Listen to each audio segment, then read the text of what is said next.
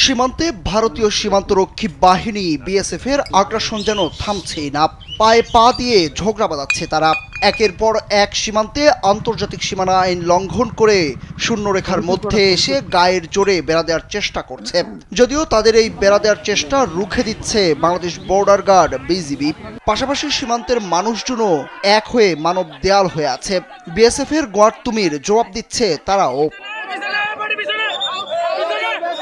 লালমনিরহাট চাঁপাইনবাবগঞ্জের পর এবার আরেক সীমান্তে ঝামেলা করতে আসে বিএসএফ। অনেকটা লুকিয়ে ভোরের কুয়াশার মধ্যে শূন্যরেখার মধ্যে এসে বেড়া দেওয়ার চেষ্টা করে তারা। যদিও তাদের সেই অপচেষ্টা রুখে দেয় বিজিবি। জয়পুরহাটের পাঁচবিবি সীমান্ত এলাকায় বর্ডার গার্ড বাংলাদেশ বিজিবি বাধা দেওয়ায় আর কাঁটাতারের বেড়া দিতে পারেনি বিএসএফ।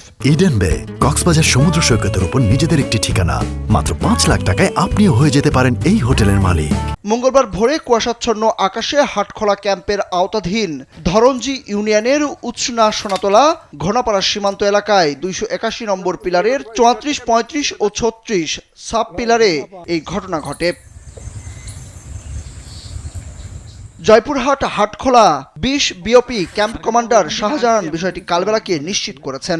বিজিবি ও স্থানীয় সূত্রে জানা গেছে, আন্তর্জাতিক আইন অনুযায়ী সীমানার ১৫০ গজের মধ্যে বেড়ার কাজ করা যাবে না।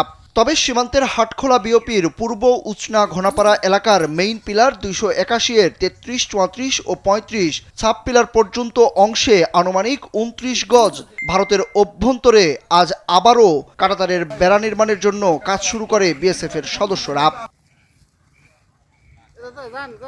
বিষয়টি স্থানীয়দের মাধ্যমে জানতে পেরে বিজিবি আবারও বাধা দেয়। এরপর কাজ বন্ধ রাখেন বিএসএফ এর সদস্যরা।